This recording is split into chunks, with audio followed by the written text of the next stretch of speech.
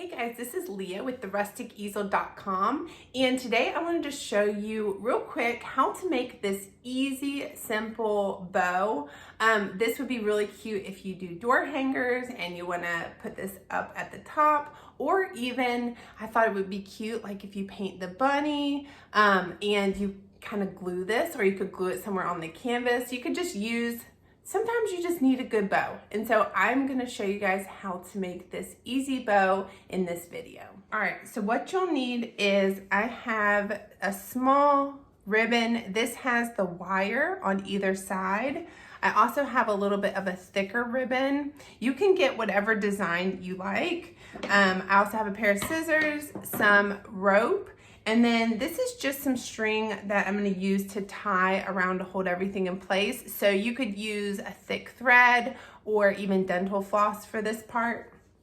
So the first thing you want to do is cut your thicker strips. So I'm going to do like a 6, let's see exactly how long it is.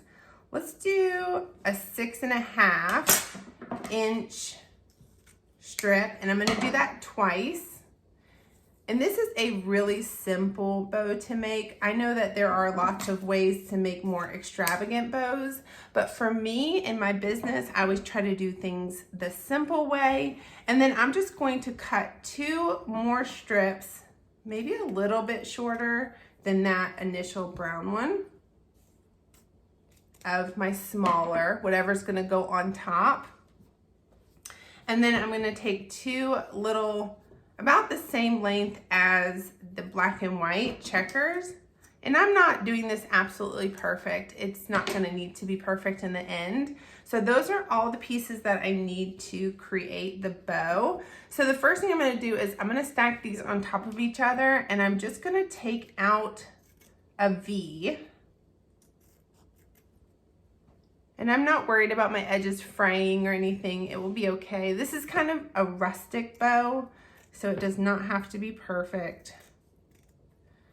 All right, so I've got my 2 bows. And as you can see, even this, I didn't do exactly a point here, but that will be okay. This does not have to be perfect. I always like to teach everything as you do not have to be perfect. You want it to look handmade. So now I'm just gonna take and I'm gonna make an X, not a T, but an X with my bigger ribbon. And now I'm gonna take my smaller ribbon, do another X, and then lastly take my string or jute, whatever you have, and do another X over that. This can get a little bit frustrating because it tends to want to curl up on me. So I'm just gonna lay it on there the best I can. And then I'm just gonna take a piece of my string. So I've got my string here. I'm just gonna flip all of this over, putting my string underneath of it. And then I'm just gonna, I like to push down the edges kind of and bring everything together.